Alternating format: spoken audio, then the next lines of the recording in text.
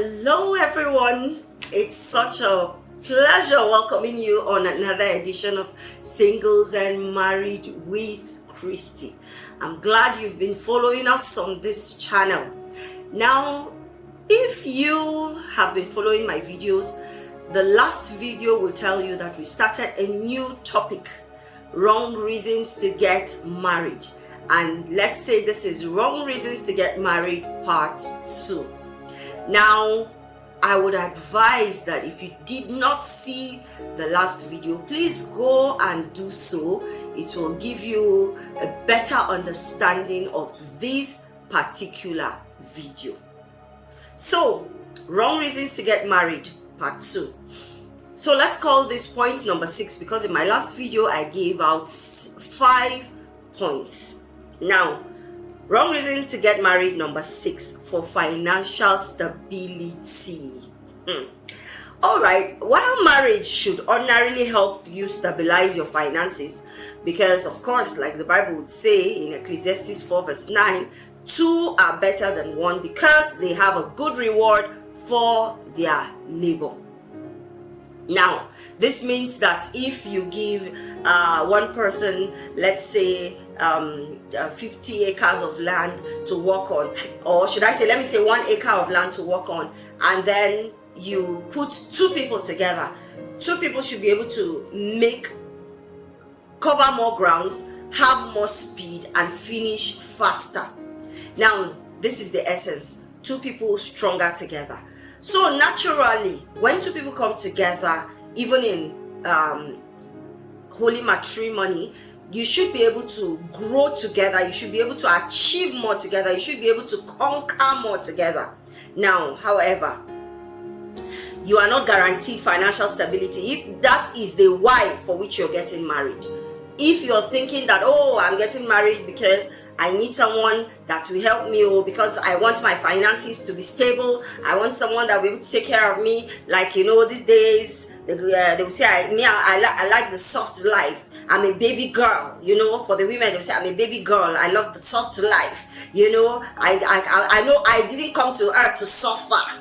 No, nobody wants to suffer, but relying on somebody solely, thinking that, oh, this one is going to be my meal ticket, and so I am going to find rest for my soul.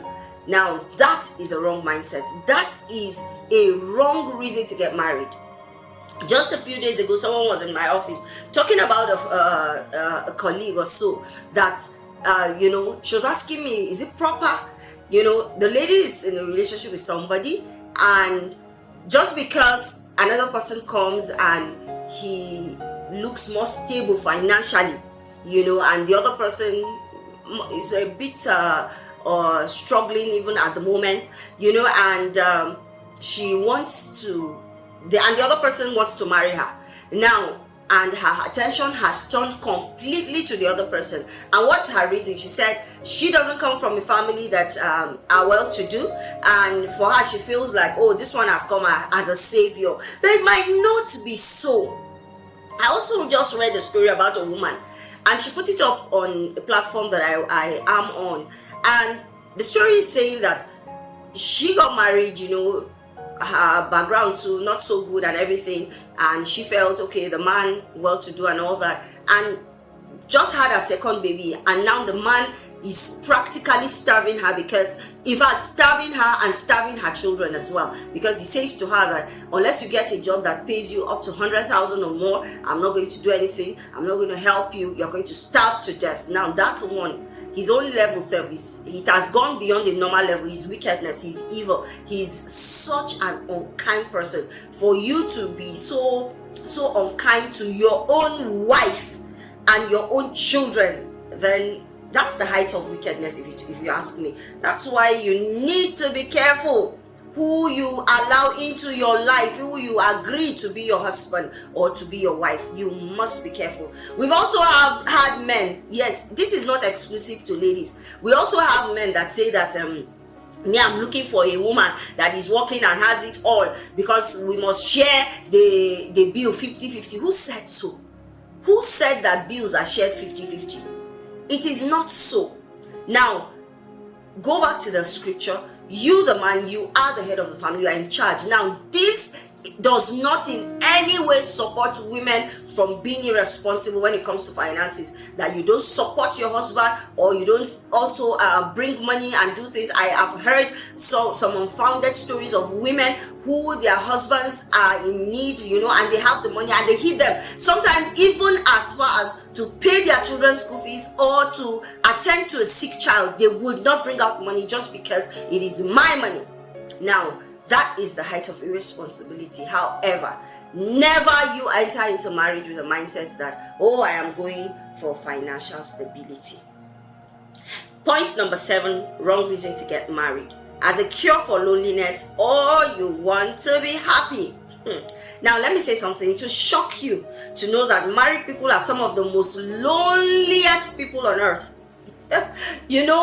Don't think that you see married people, many of them are just living like I don't know. I don't want to say roommates, because at least maybe flatmates or neighbors. Some neighbors, especially in these days, you are in an environment, in an estate or somewhere, and you might just not even see your neighbor for weeks. The person could even die and be in the room. The only thing that will make people know that something has gone wrong is when they hear the stink. That's how bad it has become now. Now, some couples live that way, unfortunately, sadly, because that is not how it's supposed to be. You're supposed to be companions of each other. You're supposed to be able to spend time together, enjoy time together. However, it doesn't work that way, especially, and this is where it begins. Now, if you had the mindset of, oh, I'm going to get a cure for loneliness and I'll be happy. Now, you're already having a wrong mindset. You're already beginning on a wrong foundation, and it's going to really give you pain later on in life. Now, the fact that you are together doesn't mean you are actually enjoying time together. People can be together, but they are really not together. Haven't you been to the hospital where everybody is waiting to see the doctor? Maybe some came visiting, some are waiting to see the doctor, and everybody is doing their thing. Nobody cares about anybody. Even though you are there, you have so many people around you, but you're lonely. You are just by yourself because you don't have business, with one another as you're seated there. Now, that is how some people are in their marriages. Now, marriage can actually bring happiness, but it doesn't make people happy. Now, happiness is an emotion that comes with, an event that has taken place. Maybe you were able to achieve something. Maybe you passed an exam, got a promotion, got a job, you bought something, bought a car, bought a house. Now, that brings happiness, but it is an emotion, just like every other emotion. Is fleeting.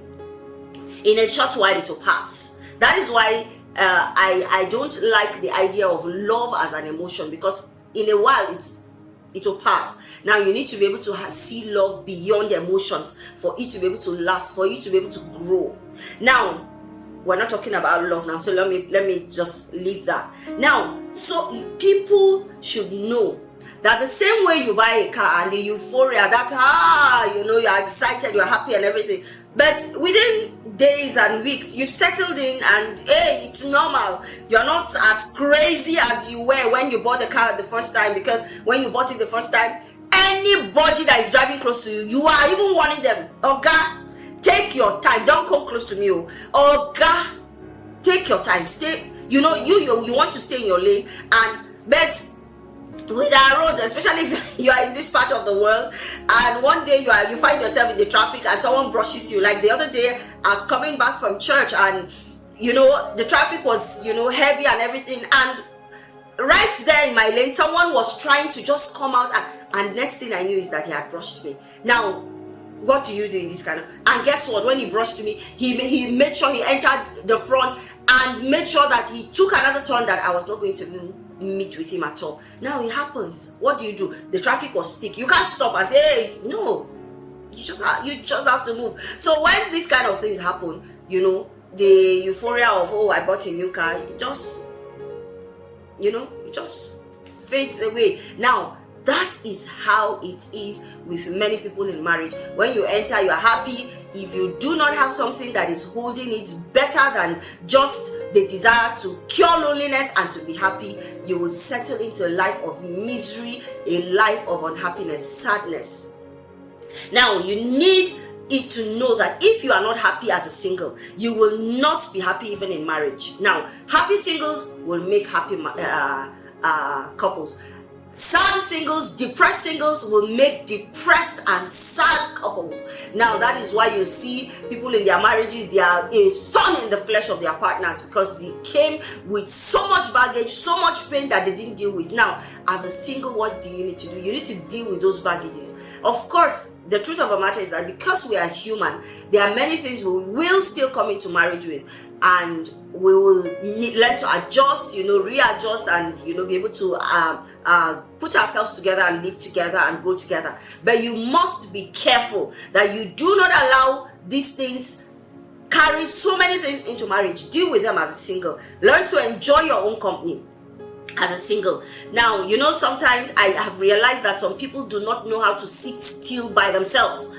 Now, the question I want to ask is, do you know how to sit still without your phone for like 5 to 10 minutes in a day? Just 5 to 10 minutes a day. Do you know how to keep your phone down and just, you're not talking to anybody, you're not receiving any call, you're not on WhatsApp, on any social media platform, you're not watching the TV, you're not doing nothing, you're just quiet, you're just still.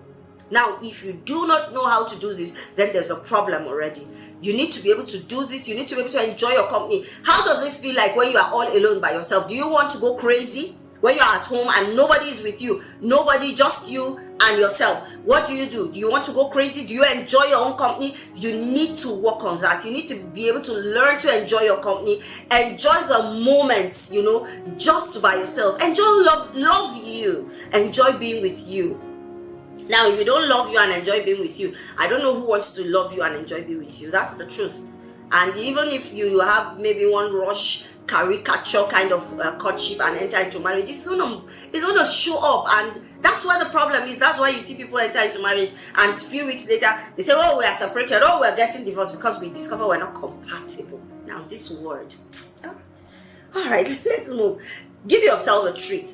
Sometimes take yourself out, eat out, spa treatments, pedicure, manicure. Just give yourself a treat. All right, learn to enjoy yourself now. Let your source of happiness be more. Let the Holy Spirit work in you so that you can be a joyful person. Now, joy is a different kind of thing. That is, it's not just an emotion. It is a fruit. It is something that has its source from the Spirit. Now, by reason of submitting yourself to your spirit, because the level at which the fruit of the Spirit take root in your life is the level to which, or should I say the degree to which you are submitting to the Spirit. Now, as you submit to Him, He broods on you, He works on you, and then you begin to manifest those things. You are joyful, and joy doesn't come as a result of circumstances. You might even have lost somebody, but there's a joy that is stirred in your heart. Now, that's a different kind of thing. It's a supernatural kind of thing. Now, that is the kind of thing you should work towards, so that people don't make you begin to turn and walk and change, direction and everything. No, your heart is focused, your heart is stayed. Now, let me move to point number 8. Wrong reason to get married. For children. Now, I don't want anybody to get me wrong.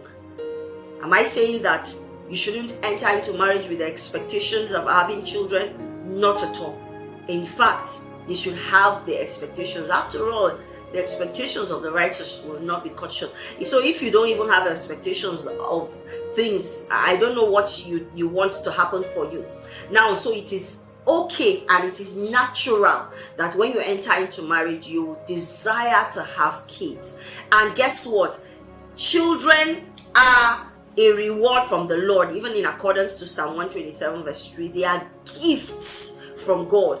They are given by God. They are part of the package that come with God, with marriage rather. So when you get married, there are some kind of packages that come when you enter into marriage. One of them is the gift of children, and another is sex. That is a gift that comes with marriage. So all you young people that are doing it, I want you to know that you are in the wrong already. So you can stop it now. Yes, you can stop it now and begin to do right even from this moment. So these are some of the gifts that come, the packages that come the moment you get married: sex, and children. They are part of the package. They are gifts that God has given to couples. Now, however, we have had situations where people suffered some sort of delay for several reasons. Now, some for medical conditions that, people didn't even know about, so ignorance too could be a contributing factor. People didn't know, some issues and everything, and then with a little visits to the doctor and everything, you begin to find solution. Now, another thing again is some people, you just discover that they are just normal. Several people, they go to the hospital, they done and run so many kind of tests, and then the doctors will tell them, you're both okay. Now what you need to do is just stop worrying, put your mind in one place, and it's going to happen for you soon. And then for some people, like I've heard, it could be spiritual, and maybe something somewhere went wrong. Of course we know that life is spiritual. So these things now, so some of these things have caused delay. Now this is not exclusive to our generation. Even in Bible terms, we've had issues of delay. Abraham, Sarah, Zachariah and Elizabeth. We've had the parents of Samson, Manoah, right? And we've had Hannah, the mother of the prophet Samuel, and others like that, Isaac and his wife, and others like that had these kinds of delays. But at the end of it all, God showed up for these people. You know why? Because the Bible talks about there shall be no male nor female barren in the land. Now, what is that thing you need to do? The thing you need to ask yourself is, if you are entering into marriage with the mindset of, I am going because I want children. Let me marry now because I need children. Time is going, so let me get married because I need children. Now that is a very wrong mindset, because when you enter into marriage and then you have a bit of delay, maybe God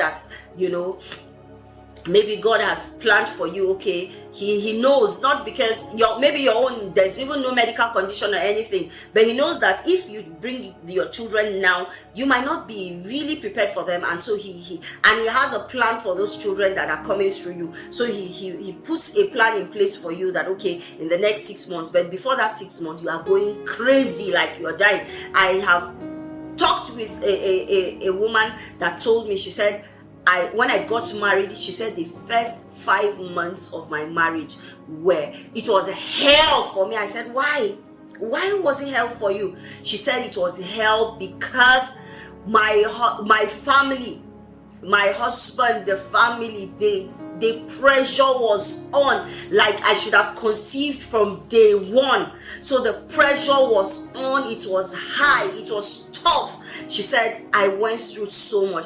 She said, I thought I would die before then. I was like, as serious as that? She said, as serious as that. Thankfully, in the 4th month, she conceived. And I said, what? Just 5 months into the wedding. And everything had gone, like everything was falling apart. Now, it's so disturbing. A friend has shared about a couple as well, that they didn't conceive on time, and the woman stressed that man up. That man was practically living under pressure, because she will be in the office and she will call him. She'll say, I went to see the doctor and they said we should try in the afternoon. Honey, can you start coming home? If he's not coming home, she's going to go meet him in the office. Okay, now you must sleep with me. And he said, oh my God, he was going crazy. And she went everywhere. She went to the doctor, she went to the fetish people. She will bring all manner of water, bring this, soak this, do this, say, oh honey, let's drink this. They said he was tired, he was frustrated. Now, when you enter into marriage with that mindset that, it's all about children, and you have a little delay, you will just mess up your lives. You will not be happy. You will not have peace. You will not be happy. You will in fact not be able to build your relationship as you ought to. Now, what am I saying? I'm saying that when these delays happen, what you need to do is use it as an opportunity to love each other. Of course, marriage should be between both of you. First of all, it's about both of you, because one day when you have these kids, they are going to grow up, they are going to get married, and they are going to leave the house. Sometimes before they get married, you've shipped them off to boarding houses. Next thing, they've gone you've moved them to the universities, colleges, and everything, and then the next moment they are off. They are no longer with you, and you're back staying together. So what do? Build your friendship now. Build your friendship rather than going to the with the mindset of, oh, children. I'm going to build a bond with my husband. I'm going to build a bond with my wife, a strong bond. Grow together, work together, and develop ourselves. So this, I want to say to you, is that don't enter into marriage with the mindset of, oh, I must have children now. Yes, go in with the expectation, I will have my children, but assuming there are delays, I will not be the one to cause pain to my spouse. We will support each other, and we will be patient. We will do all that we need to do while waiting on God. All right, number 9 wrong reason to get married. Because his or her family love you, even though they themselves don't. Now, we have had cases of people getting married to somebody, even though they know that they didn't love them. Funny enough, just last night, before I did this recording today, just last night, a friend called me and was telling me she saw the previous video, the first video, the part 1 of this series. She saw it and she had to say, I'm sending your video to somebody, and I wish she would listen and take correction. I wish they would do something. Why? Because she said they were introduced in church. They don't even like themselves. The pressure is on because of the family. The family, I think it's the lady's family. They want the guy at all costs because they feel this one is a meal ticket. He has something, and the lady has somebody else she's interested in, and the pressure is on. So even when they were being introduced in church, these ones are going to be getting wedded, blah blah blah, and the young woman, you could read it on her face that she's not happy, and even the young man is just indifferent. And she said she was so troubled talking to me yesterday. I said, well, send it to them and maybe talk with them again. I hope they will understand. Now, people have entered into marriage like these two. I know a couple that entered into marriage like that years back, and honestly, the marriage is practically non-existent because they got married on the basis of, family joining and everything, and the lady had somebody, but because of all the things and everything, now they are together and it is not working. And several years down the line, children in the marriage, yet it is not working. They are just living as neighbors. Now, you need to be careful. Don't say, oh, his family love me. I know someone again that got married. The young man, she knew right from the start that there was something wrong with this young man. I shouldn't be getting married to him. But his mom was so sweet and so nice and everything. And then she got married to him. And guess what? She enjoyed the mom, but she didn't enjoy the marriage. And they got divorced. That's it. She enjoyed the mom, didn't enjoy the marriage, they got divorced. Now, this kind of thing even happened to me. There was someone I was with back then, and his mom, oh my God, she loved me like so much. Like she could, practically wash her hands to touch me. I don't even know why she loved me so much then. Now, that's the interesting thing. But the young man, I wasn't interested in him because he was doing all manner of things that put us at par. We're not on the same path. We couldn't mingle. So, but because she knew me through somebody, she was just like trying to groom me for her son. But it didn't work. I want to mortgage my life for no. And I know I would have lived in regrets if I did that. So please, if you don't like the person, if you don't love the person, yes, love will grow in marriage. But if you have other options and you know in your heart that this one, nothing, please don't even venture. You don't like them, you are not attracted to them, just please leave them. You are on different paths, leave them, I beg you. Let me move on to point number 10, wrong reason why you need not to get married. Because they have spiritual charisma. Now let me say this thing. Because people are in church, because people are doing wonders in church, powerful things in church, praying in the choir, in the band, in what, please, it doesn't mean that those people are actually spiritual. They just have charisma. They are just some of them are just showing off. You need to be careful. Don't take charisma for spirituality. Don't see people at that level and believe that, oh, it's all perfect. You need to be careful. You need to be careful. People have entered into marriage because they thought, oh, this brother is, spirit-filled, tongue-talking, power-loaded, and then they got home and discovered that, it wasn't so. And then the same thing, young men have gotten married to women. They felt this one, she's of spirit-filled, blah, blah, blah, and they get married and they get home and she's the exact opposite. No character. So you need to be careful. Never you replace charisma for spirituality. Never you marry somebody because you think, the interesting thing about this thing is that somebody that might just be calm and quiet. People like, let me bring it in. Someone like my husband. You see him, he's not that kind of person that will be praying and jumping and shouting and, and going everywhere. But he's calm. But that man has a way of commanding things. When they say silent achiever, he has a way of commanding things. So if you are using charisma, like shouting, all those people that are doing all those jamboree and gymnastics, and you take it for that you will miss good thing.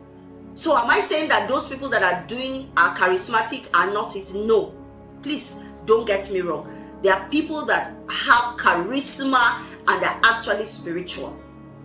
But there are people that have charisma and they are not. Know the difference. That's why you need the Holy Spirit. Don't just venture into the life of choosing a life partner without God. That's where you need God the most. Now, next wrong reason to get married, point number 11, because you got pregnant or because you got a woman pregnant. Now, a lot of people have gotten into marriage because they got somebody pregnant. They didn't like the person. Now, young people now trying to explore, experiment, and then you just go, that, you are supposed to leave sex for marriage, but somehow you will say your hormones are running wild. Like somebody will say that they said that if he doesn't have sex, that he's going to be sick. I don't know. And you go, you have sex, and one time, that kind of thing. One time, now they happen. One time, she got pregnant. One time, you got pregnant, and then you are here, you are free, you don't know what to do, and so people say, oh, because of that, you people should just get married. You people should get married, don't have a child out of wedlock, this. But I will say to you, it is better for you to have that child out of wedlock than to sign yourself into a life of misery, especially if you do not like the person, especially if you knew that that person was not for you. Because sometimes, I don't know, people know these things but they still enter into it. People know that this is wrong but we still do it all the same. And the problem is that when we do the wrong thing or the right thing, there are always consequences, there are repercussions, and we cannot choose consequences. They follow actions. Now, when this kind of thing happened, I want to plead with families. Please don't force your daughters to marry the person that made them pregnant. Please don't force your sons to marry the girl he has made pregnant, especially if they don't want to. Sometimes it never ever works. I know of someone that, got someone pregnant. They insisted they got married. They got married. The man hated her and she hated him. Now, what was the hate about? He hated her because he felt, I'm not ready for marriage. Why did you have to go and get pregnant? As if she was the one that slept with herself by herself. So he hated her like, you cut short my life. I have a long life to live ahead of me. You cut it short. And she too is angry because she had to drop out of school for some time. She had to go through, the stages of pregnancy, go through motherhood and everything. And she hated him for it because her classmates, her schoolmates went ahead of her. Now, save yourself this. I also know of people that, yes, they got pregnant, But because they knew they were not for each other, their families came to an understanding. Oh, we'll take care of the child, we'll take care of her, we'll do all that we need to do, but let them make their decision. For some, later in life, they get back together and they get married. While some, they get married to other people, no hard feelings, but they have this child between them and they take care of the child. So please, don't get married because you got pregnant. I would rather that you stay and take care of that child and build your life and see if it is that person is who you really want to spend your life with, because what you did was foolish. But don't add more foolishness on top the already foolish decision you made. So be careful. Now, the last reason I want to talk about, that wrong reason for you to get married, is because your pastor said this one is God's choice for you, or your prophet said so. Now, many pastors and prophets have said, this is your husband, this is your wife, and the person entered and it became a problem. Now, your pastor, your prophet, not even I have the right to choose your husband or your wife for you, or to tell you God said. No, I do not have. God will minister to you. Now, what your pastor and your prophet is there for is for guidance. Now, because God has helped them, because God, and even us counselors as well, coaches and all that, there's a level at which God is showing us some things. We will be able to help you with guidance and advice, counsel, and say, okay, I think you should look in this direction, I think you should be careful here, but we will not say, oh, don't marry him because he's no, we'll tell you, we'll advise you. You will make the decision yourself. You know why? You make your choice, you live with your choice, you deal with the consequences. So if I come up and tell you that God said this is your husband, please disregard me, or this is your wife, disregard me. But I can guide you. I can say, when you come to me, I can tell you, okay, I think, yeah, I also have peace, in this direction. Or no, I think you should go and pray some more and trust God to give you more depth, and guidance. After all, ultimately, it is God that knows the heart of man. Now I want to say to you, never be pressured into marriage. I'm saying this again, and I'm saying it to our people, our parents. Please let the singles breathe. Don't suffocate them. Okay, let them breathe. Don't pressure them. Now let me say this. I myself, I almost made a mistake in life, because already they came officially, to indicate interest, officially the family of the guy came and everything. And this guy is, if you look at him, good looking, he has charisma, and everything, and pastor doing, and all those kind of things. But so nasty, so arrogant, so talks nasty, behaves nasty, so immoral in his ways. And when I discovered all these things, even though they had come for official greetings, I went to my parents and I told them, I gave them because I had been praying every day. I kept losing my peace. Now, I'm not talking about how to know if they are for you. When I come to that time, I'm going to talk about how you'll be able to know if this person is for you. One of the ways is peace. For me, how I know God is talking to me, when I lose my peace, I know that God is not in it. When I have peace, I know that God is. So I discovered that I lost my peace every day. Do you know, every day at night, there's a particular time I'm not able to sleep. I wake up and I sit on my bed, and it is all that thought. And I was praying. I told some friends, you need friends, you need people in your life. I said, please pray along with me. This is how I'm feeling. And they started praying along with me, and see, God exposed everything. Boom, and thankfully, I was able to manage the situation, told my parents, we saw it, everybody saw it. Now, guess what? For you to know that God really delivered me, several years down the line, this person, the news I heard of him and his wife, not good at all. Not good at all. Now, imagine if I had married him. After all the things I saw, and because people kept saying, you will change him. That's how men are. Please be careful. That's not how men are.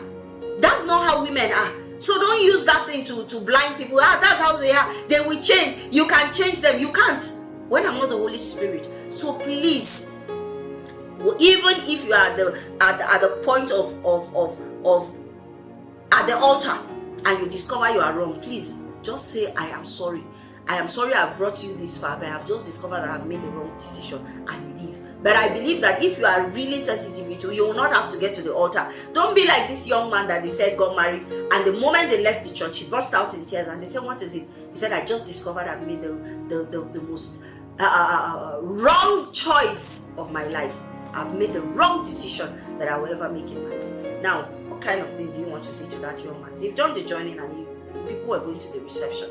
So I want to say to you singles, learn to love yourself, learn to love God, and hey, involve God in your decision for a life partner. After all, only God knows the heart of man, and he will reveal it to you. You don't know who that man is. You don't know who that woman is. You don't know who they will be in 5, 10, 15, 20 years, but God knows, and he will guide you accordingly. So, no pressures. Don't get married for wrong reasons. I hope you've learned a lot from this video. I'll have to stop here on this particular video, and maybe sometime in another video I will get to talk about some more reasons, but in my next video I would like to talk to the married people. Thank you so much for staying with me on this video, and if you've not followed me on my channel, Singles and Married with Christi on YouTube, please do so. And put on your notifications, share my videos, leave your comments, your questions, and of course you can reach me on that number on the screen, WhatsApp. Use WhatsApp, and of course even on email. Yes, I look forward to seeing your questions and your comments. Have a very